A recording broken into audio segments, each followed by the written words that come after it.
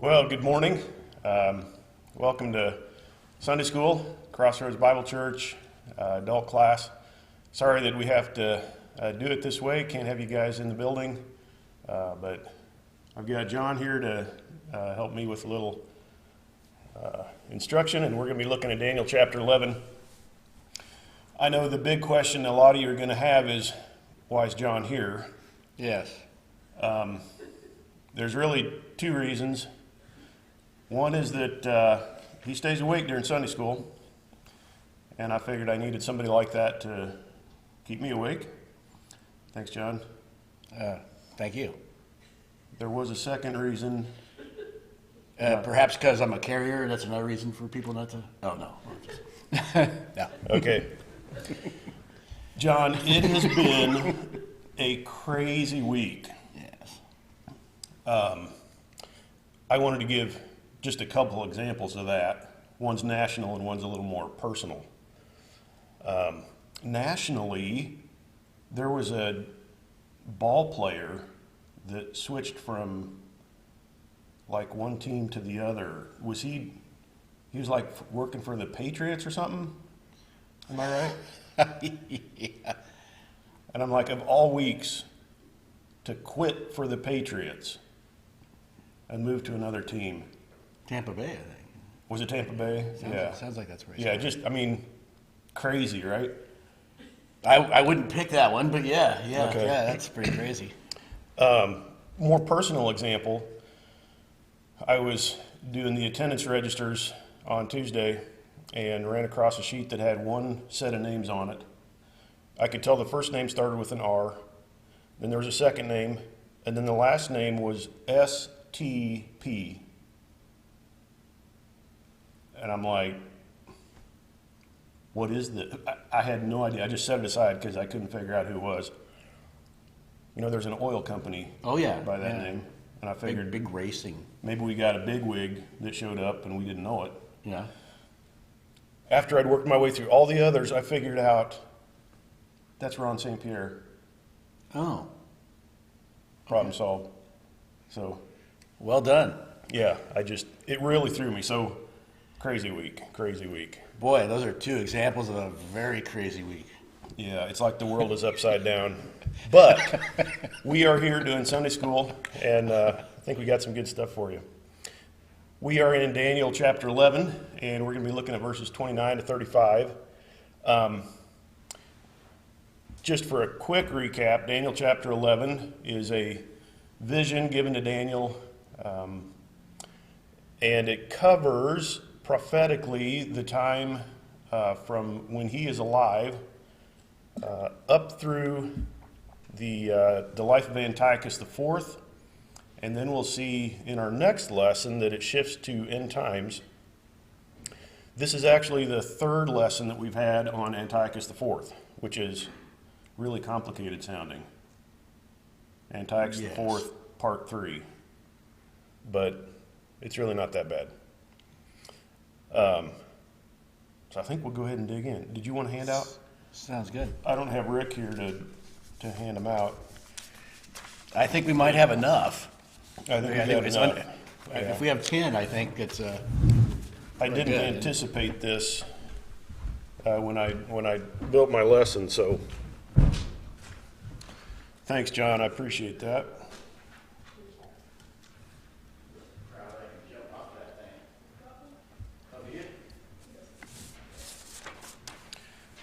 Oh, and I did have hand sanitizer too. Were there enough? Yes, sir. Okay. We do have just a handful of faithful people in the audience this morning. Oh yeah, I think most of them are related to somebody. They might be. The other reason you're here, it was because you bought the most raffle tickets. Oh. So I just thought God was shining upon me. Those of you watching at home, if you're interested in sitting up here next week, you know. Because I'm expendable is what you're saying. I didn't want to say that, but now that you have. Okay. I thought you chose me. I didn't know it was a raffle. It's kind of free will thing, isn't it? Yeah. My daughter sent me this. Looks like somebody tweeted it. Pray for pastors as they attempt to make this Sunday's live stream not look like a bin Laden capture video. That's one of our goals here. Gary has been hard at work this week and has come up with a great setting here, I think, so we're pretty excited about that. A lot of churches aren't as far along on this stuff, so. Okay. Yeah, got some good tech going on the Right? Gary. Yeah. Yeah, that's great. Really good. So we've got a map here. If you can take a look at that, the majority of this chapter has gone between the king of the north and the king of the south. And the king of the north has been coming out of the Seleucid territory, which is green on this map. The king of the south is the king of Egypt, the Ptolemaic kingdom. And Antiochus IV, who's the main character in this section, comes from the north. So he will be the featured king here. We're going to jump right in and start with verse 29.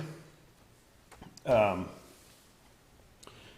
the appointed time, and we know historically this is 168 BC, he, who is Antiochus IV, we're jumping into the middle of a narrative here, he will return and come into the south, which is Egypt, but this last time will not turn out the way it did before. If you were with us last time, we looked at a previous invasion of Egypt by Antiochus IV, in which he captured the king of Egypt, and the king of Egypt was actually his nephew, by some strange coincidence. So that was Ptolemy the sixth, and so he took him captive, but he didn't kill him, and his brother Ptolemy the seventh became the king in Egypt for a little while, and then they made up in Antiochus's absence, became friends again. I should go ahead and this is a inscription, a relief that pictures Ptolemy the sixth, presenting a bunch of offerings, but he is the king of the south here.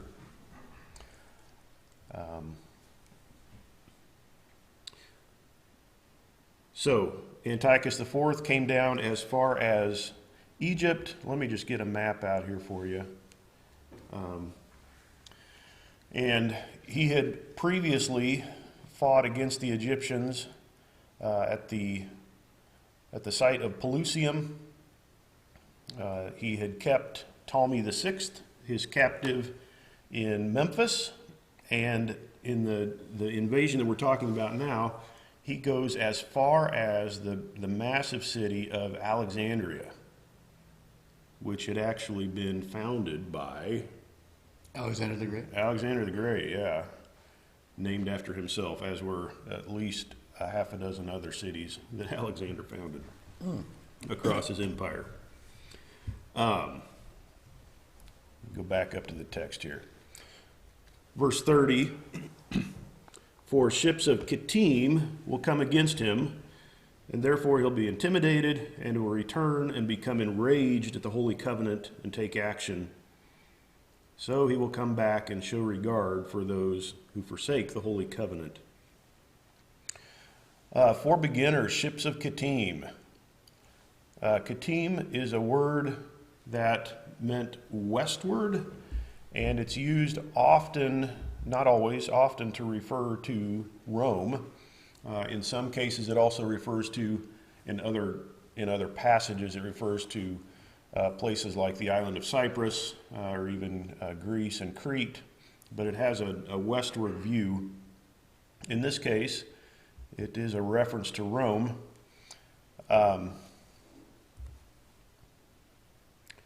Here's one of the beaches, a harbor at Alexandria, where these ships arrived.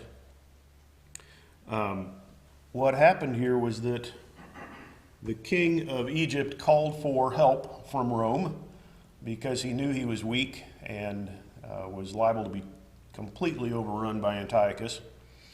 Rome didn't send an army, they sent a man. Let's see, he has first, middle, and last name, Gaius Papilius Lanus, and I'll just call him Gaius. Gaius was a Roman envoy, and he showed up there in Alexandria to stop Antiochus IV. One of the interesting things about Gaius, Okay. let me go back a second. Antiochus IV's father was Antiochus III. Antiochus III had tried to take Greece. The Romans stopped him, whooped him in a couple of battles, and so they finally came to a peace treaty. Part of that peace treaty was that Antiochus III had to send his son to Rome as a hostage. That hostage was Antiochus IV. Oh. While he grew up in Rome, Antiochus IV, pretty much every historian I know of believes Antiochus IV knew Gaius, this Roman envoy. Okay. Growing up in the heart of a massive empire, he would have known the power of Rome. It would be easy to ask, when this Roman envoy shows up and tells Antiochus with his massive army, stop, why doesn't he just kill him and go on? Mm-hmm. He knew him. Okay. And he also knew the empire and the military force that backed him. Now, Antiochus IV is Antiochus Epiphanes, right? He is. And he's the guy who slaughtered the sow. Yep, on the altar. On the altar. He's one of the descendants of the four generals when Alexander died and split between four generals. Yeah, he's a descendant of Seleucus. Okay. And he's in the Seleucid dynasty. They tended to go back and forth in their naming. Father, son, father, son. Okay. Seleucus, Antiochus, which gets really confusing for historians and for us, and so they numbered them. Okay. And so this happens to be the fourth of a long string of Antiochuses. This is an inscription on a potsherd that mentions the Kittim as Romans. Somebody was supposed to send flour to them. Just a historical example. The text here mentions ships, and I've got a few photos of ships from Rome, and just the way that they were built. They typically had both a sail and, at least for war galleys, they also had banks of oars, as you see in this photo. Here's a whole series of them. This is supposed to represent the Battle of Actium, which took place during the New Testament period. Got a close-up of one of these. And you can see at the top of this a couple of ships that are about to ram each other. You can see the rams attached to the front. These were massive, heavy bronze pieces attached to the ship. They actually were not visible when the ship was in the water, but the guy that drew this put them out of the water so you could see them. Oh, okay. And then the lower register shows a ship that has rammed another, and the second ship is sinking. But Roman galleys, warships, and it's probably something similar to this that Gaius would have arrived at in Egypt. Here's a mosaic of essentially the same kind of thing. Like a scene out of Ben-Hur, huh? Kind of like a scene out of Ben-Hur. There you go. Okay, Captain.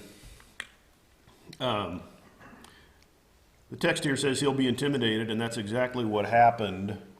You can see in this picture here, Gaius met Antiochus IV and drew a circle around him in the sand and said, you have a decision to make.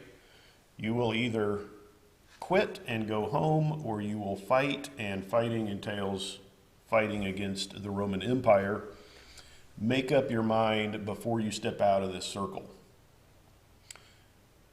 And he intimidated him. And Antiochus said, okay, I'll go home. So off he went. You can imagine he would not have been in a good mood after being faced down like that by an unarmed Roman envoy. And that explains the second half of the verse.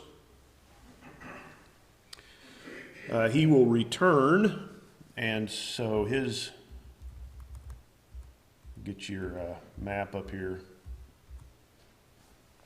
Return up the coast of the Mediterranean Sea, which takes him right through the Holy Land on his way home, and become enraged at the Holy Covenant and take action.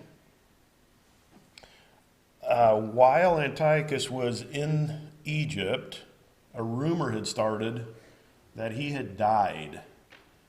And apparently that's what rumor ran through the Holy Land, through the Jewish nation. Well, it wasn't a nation at this point, province. And so there was a lot of unrest. People maybe even in revolt, assuming that Antiochus IV had died. This may be a big opportunity. And then Antiochus IV shows up. And there was revolt, and he was peeved.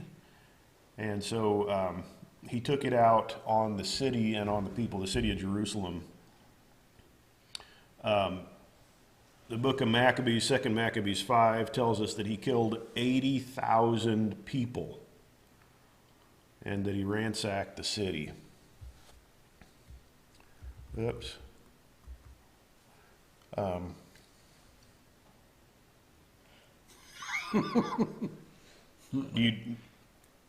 You get that? Kinda. Okay. It's a meme. Yeah. Okay. Okay.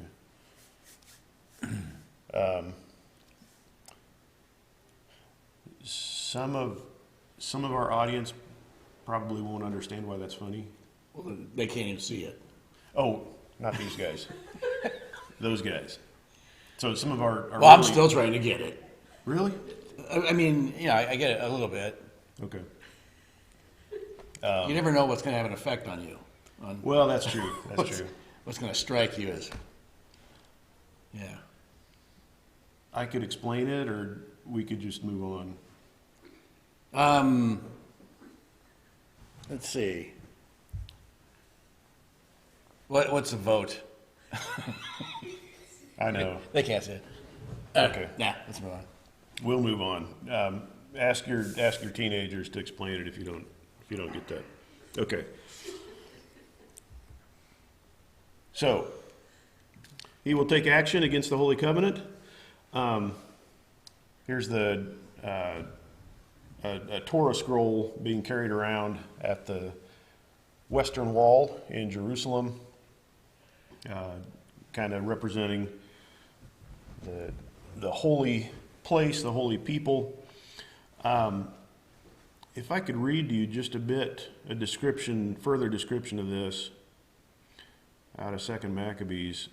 Antiochus carried off 1,800 talents from the temple and hurried away to Antioch. And this is funny. Thinking in his arrogance that he could sail on the land and walk on the sea because his mind was elated. Isn't that great? 1,800 talents. A talent weighs about 60 pounds. So 1,800 talents is quite a bit. This is probably silver that he's making this calculation in. You do the math on that. 54 tons? 54 tons. Yeah. So It's a few trips. yeah, that's a bunch of donkeys if you're carrying it on donkey back. It's a funny way of putting it. I don't know, can you put 100, 150 pounds on a donkey? That's probably quite a bit. Yeah. Well, you got people on donkeys, they're 150 pounds. So what, 1,000 donkeys could carry it, roughly? It's still quite a load.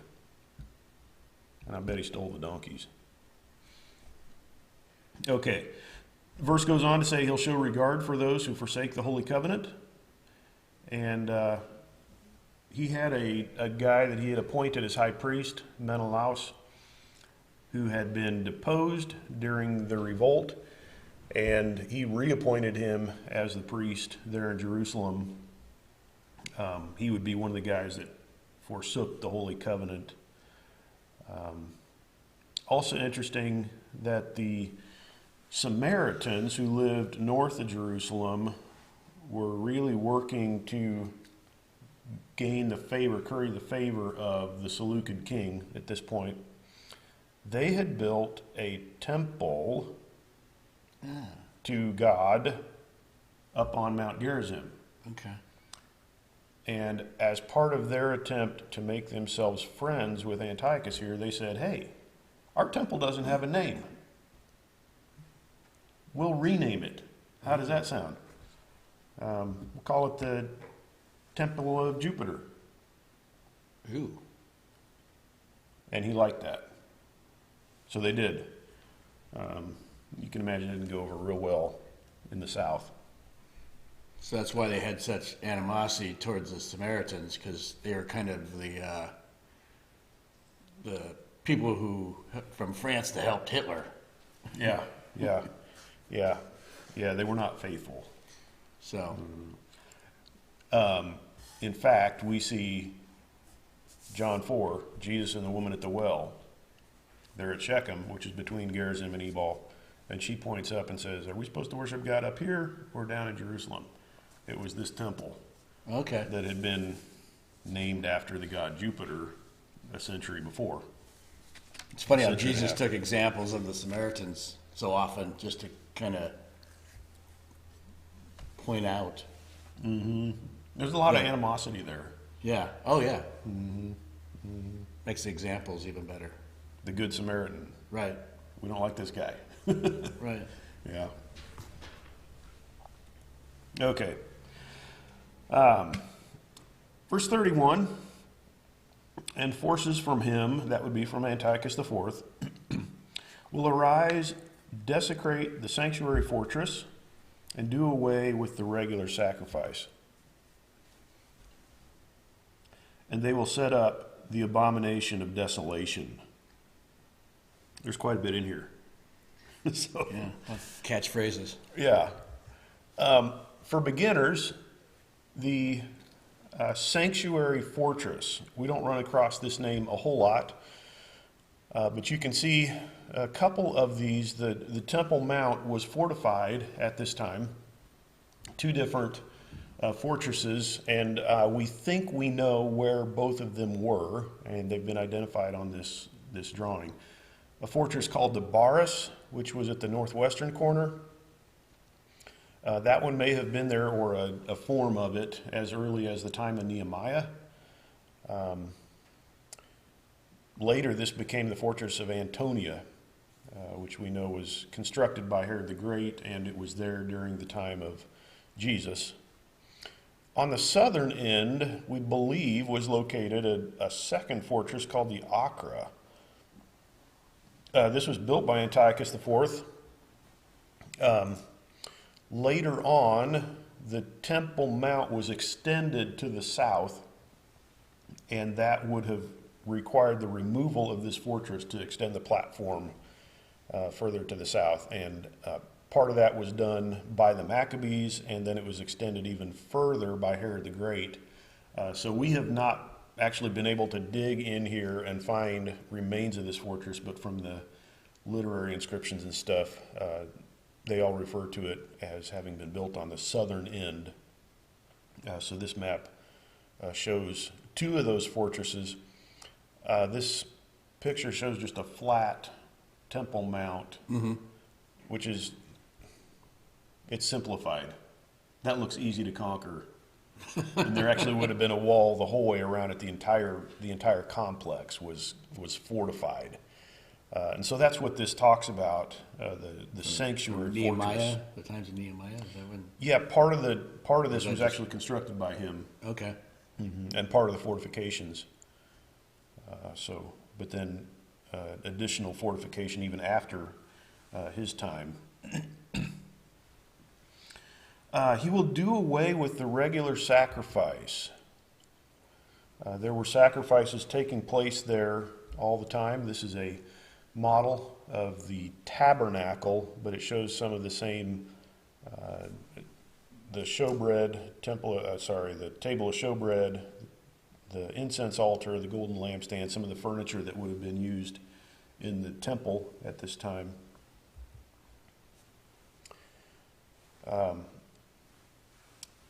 So Antiochus did a few things at this point.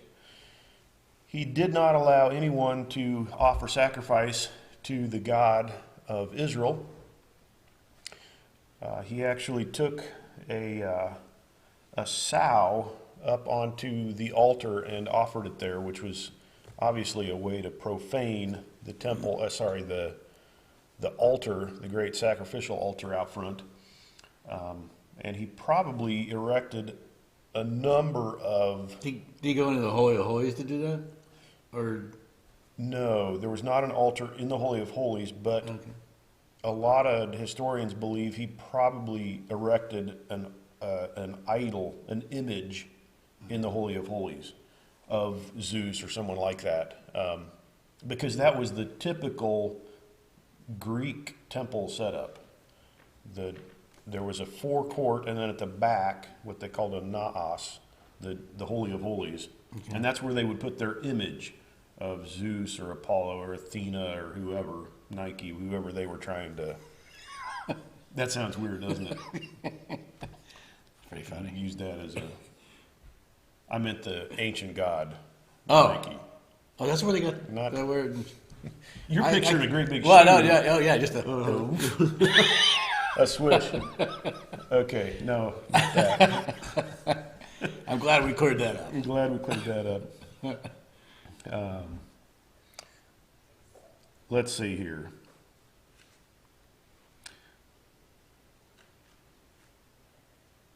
Where I want to go with this.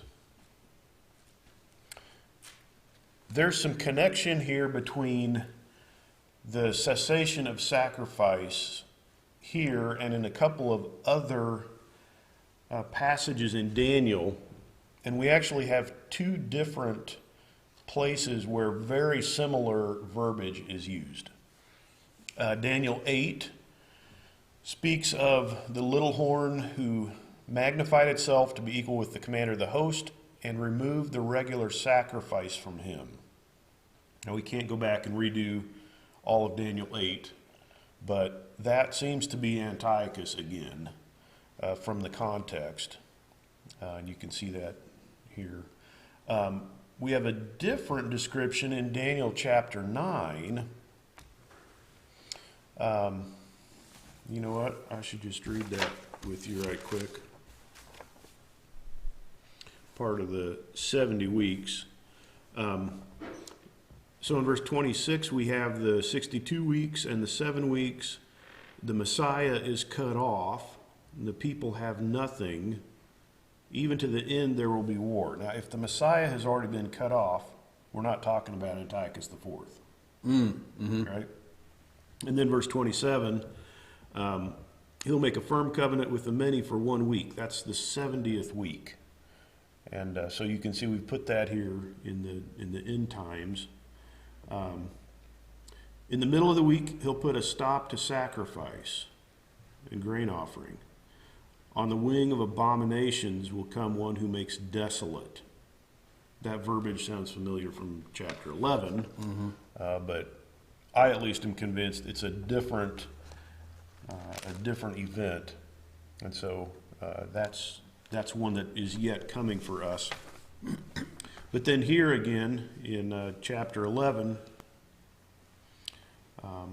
we have this doing away with the regular sacrifice and an abomination of desolation.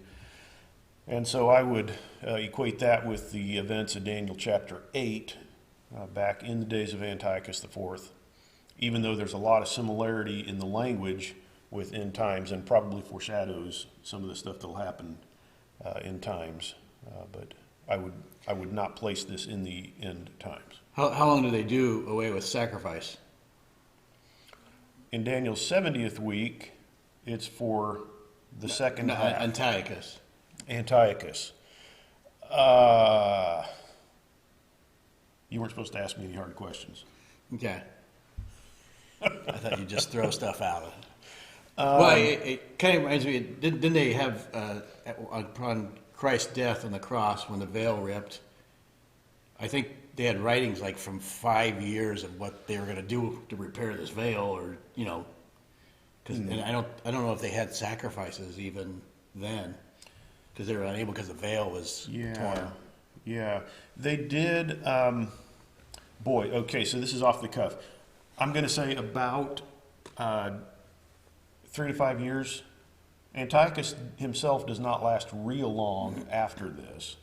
And we are coming, well, no, I'm going to say even, so this is 168. The Maccabees revolt in 167, but they're not able to take the temple for a couple of years. Okay. I believe they actually cleansed the temple in 165. Okay. So, Not too long. 4 years, 3 years, 4 years, yeah. Yeah, not terribly long. That was a rabbit trail. Okay. This reference to an abomination of desolation, Josephus makes an interesting observation here. He talks about what Antiochus IV did. When the king had built an idol altar upon God's altar, he slew swine upon it, and so offered a sacrifice neither according to the law nor the Jewish religious worship in that country, and he also compelled them to forsake the worship which they had paid their own God, and to adore those who he took to be gods. So that's a description by Josephus of this event. A similar account out of 1 Maccabees. Now, on the 15th day of Kislev in the 145th year, they erected a desolating sacrilege on the altar of burnt offering. They also built altars in the surrounding cities of Judah and burned incense at the doors of the houses and in the streets. So another description, this is tame compared to some of what we'll see here in a moment. Another description of the things that Antiochus IV did. He basically wanted to Hellenize the Jewish population, turn them away from the worship of the God of Israel and force them to worship the Hellenistic gods, the Hellenistic pantheon.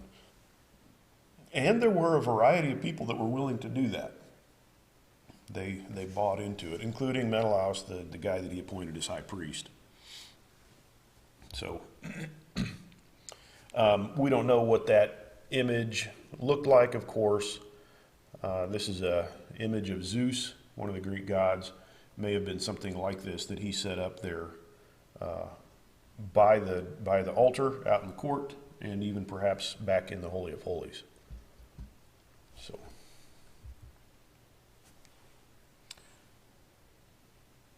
any questions about that? No. Good. Verse 32. Those who have insight among the people will give understanding to the many.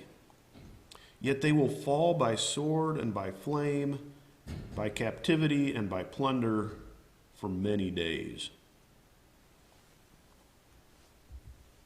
These are people that are faithful to God, it seems. Yeah, who is this? This is a street sign that reads, the street of Mattathias, who's the father of the Maccabees. His sons were the Hasmoneans, the 5 brothers. And perhaps this is related to that. There's no certain reference to the Maccabees in Scripture. Not In Catholic Scripture it is. In our Bible. Right. The Protestant Bible. Right. Outside of the Apocrypha. There's a picture of that man, Mattathias, who was the father of Judas and his brothers. And he refused to worship the false idols. And this is actually a picture of him killing one of the guys who had come down to force them to do that. And this was the thing that began the Maccabean revolt. And after killing this Seleucid envoy, him and his boys took off into the wilderness and began. He didn't go for the circle in the sand bit. He didn't. No. He went for the dagger. And so they began their guerrilla warfare, which eventually produced the Maccabean state. But interesting reference here to those who will die. Again, if I could read to you out of 1 Maccabees, and this is a little bit lengthy, but it's kind of descriptive. The books of the law which they found, and these would be the servants of Antiochus IV, they tore to pieces and burned with fire. So they actually searched out scrolls of the Hebrew Scriptures in order to destroy them. Where the book of the covenant was found in the possession of anyone, or if anyone adhered to the law, the decree of the king condemned him to death. So Antiochus was quite serious about, you guys forsake the worship. It wasn't one of these syncretistic, add your God into mine. He really wanted to stamp out Judaism. They kept using violence against Israel, against those they found month after month in the cities. And on the 25th day of the month, they offered sacrifice on the altar, which was upon the altar burnt offering. That's a reference to the pig being slaughtered on the altar in Jerusalem, the temple. According to the decree, they put to death the women who had their children circumcised, and their families, and those who circumcised them. It's interesting. They recognized circumcision was a sign of Judaism. And so they wanted to completely stop that practice. Of course, we know it was a sign of the covenant with Abraham. They hung the infants from their mothers' necks. But You're right, that other stuff does pale in comparison to this. it's not just desecration of the altar, but we actually have a lot of people dying here, specifically related to their faith. But many in Israel stood firm and were resolved in their hearts not to eat unclean food. They chose to die rather than be defiled by food or to profane the holy covenant. And they did die, and very great wrath came upon Israel. So just a little description of what took place here. An evil time to live through. Verse 33, those who have insight among the people will give understanding to the many, yet they will fall by sword and by flame, by captivity and by plunder for many days. I just read that. Yeah. Okay, we'll say that was a summary. Those people are a little more zealous than the non-circumcised crowd today. That's true. Yes. Just thought I had to add that. Except maybe for Bernie supporters. Yeah. Some of them are pretty zealous. Okay.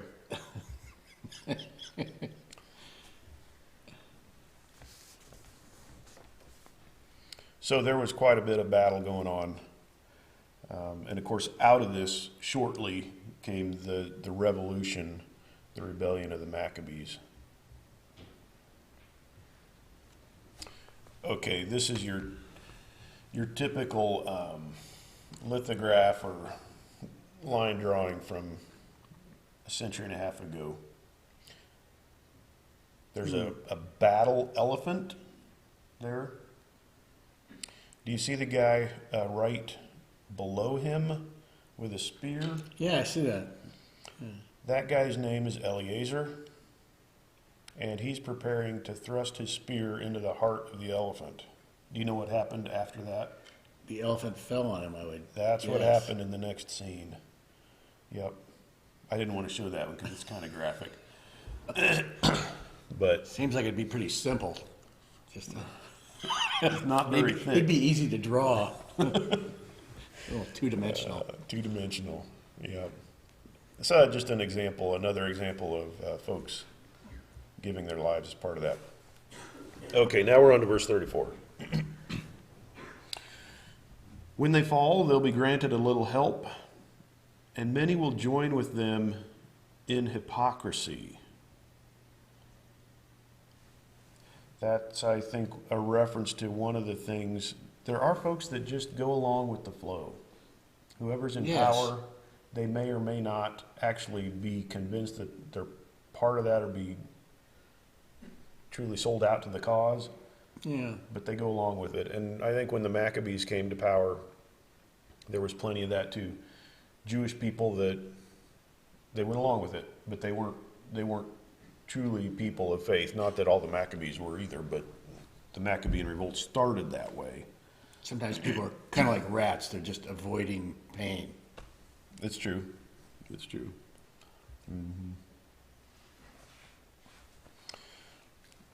They'll be given a little help. There was a long, drawn-out war between the Seleucids in the north and the Hasmoneans, the Maccabees in the south.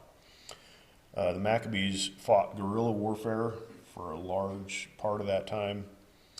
These are some caves located along the Wadi Murabat that were used, especially in the Bar Kokhba revolt, which is a little bit later, 135 AD, but same kinds of caves that would have been used by the Maccabees as a hideout from which they would foray out against the Seleucids, the Greek forces.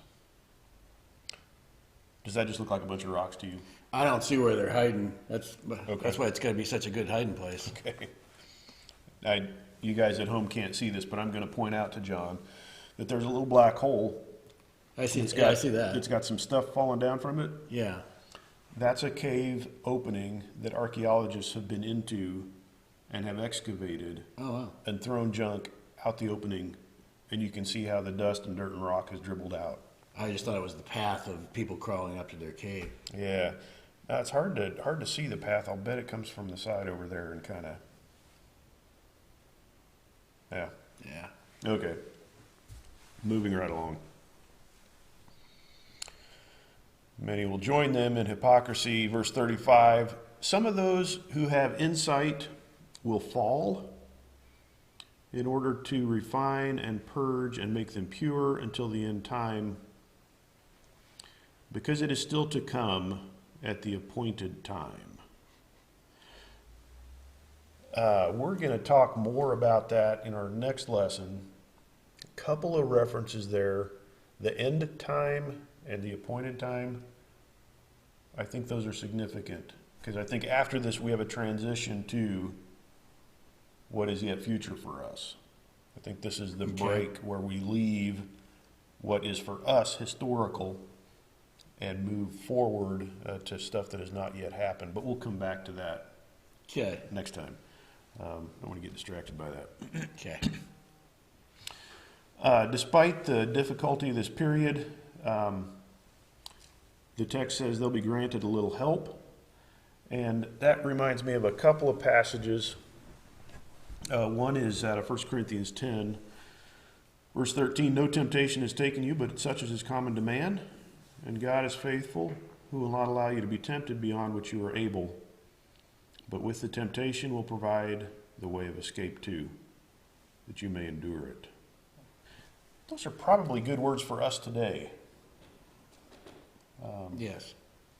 We don't need to freak out about what's happening around us and in our nation. It's not more than we can bear, and it's not out of control. And 2 Corinthians 12:9, he said to me, my grace is sufficient for you, for power is perfected in weakness. And God helps his people in It's time really of a need. blessing to have the peace of Christ with you looking upon the things that are happening.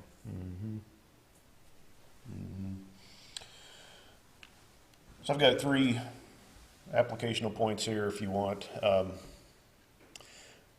Despite hypocrisy and deception and godlessness and smooth words, a remnant of God's people persists. We see that here in this little section. We see that in many other time periods throughout the Old Testament. We see that in the New Testament. We see that in the end times. There's always a remnant of God's people who are faithful and persist through persecution. This is one example of that. Any others come to mind out of Old or New Testament? It just seems like they're just occasionally you'd get a verse said, but they're not all bowed their knee to. Hey, that sounds like Elijah. When Elijah says, "I'm the only one left," God says, "No, I've got." Was it 400 that have not yet bowed their knee? Yeah. Thanks for putting that to the end of. I just Right. throwing out a partial thought of a verse. Yeah, and you were on to something. Well done, sir. Yes. Again, kind of out of these last couple of verses, hardship and persecution has a purifying effect on true faith. Wow, that seems appropriate for today. Yeah, you never pray for persecution, but it sure cleans up a church. Yeah, yeah, yeah. It has a difficulty, has a purifying effect. It burns off. It's not The chaff. advantageous for people to be part of something where it's kind of painful. You know, that there's no political bonuses. And where this verse talked about hypocrisy, difficulty removes that. It's easy to be a hypocrite when things are going well and you want to join with whoever's winning. Yes. But when it gets difficult, I think people show their true colors. Okay. And last but not least, I think we can see from this section that God is carrying things forward toward the goal that he wants to accomplish, and he's going to accomplish it at the appointed time. The time that he thinks is appropriate. His hand won't be forced. Nothing will stop his plan. At the time he is appointed, he has decided to be the time. That's when things will happen as he wants them to. And I would take that as encouragement for future stuff, things which have not yet happened. A lot of the things that we're talking about in Revelation are yet future, and I think even here, like the angel tells Daniel, stuff happens at the appointed time. When God's ready, he brings it to pass. And there's people who think they can hurry things along by doing certain actions. Yeah. You know, but yeah, God has his own timetable, and it's perfect, and it's kind of never how we think it's going to go down. I think that's exactly what happened with the Hasmonean revolt, the Maccabees. They figured they could create the kingdom. Really, And they did create a kingdom, but it wasn't God's kingdom. And of course, the time of Jesus follows right on the heels of that, when that kingdom has been quashed by the Romans. And I can only imagine that people had an expectation still, which we'll see more of that next time too. But even when the Messiah came, their thought of what the Messiah should do was skewed, yeah, so they didn't recognize it. he's here to create a kingdom for us. Yeah. He's here to kick out Rome. Yeah, Yeah. good. Any questions from the audience or from anybody at home? Not sure if they raise their hand, can I see that in the camera? Oh, they got one right there. I can't tell who it is, though. We better quit. You know what? Let me pray, and we can close this out. All right. Lord, thank you for your word, and we're so grateful to have it. We're encouraged by the way that this prophecy was fulfilled in such accurate detail. And we're encouraged by your work for your people to give them help in time of need. We know that you are faithful in that way and that you bring those things to assist us when we need it, even in difficult times. Help us to rely on you in faith and not to become concerned or panicked about things going on in the world around us, but to trust in you, have faith in you, and continue doing your work as we're able. Help us to see special opportunities, especially during this time. And I pray that you would find us faithful when we stand before you. In your name I pray. Amen. Amen.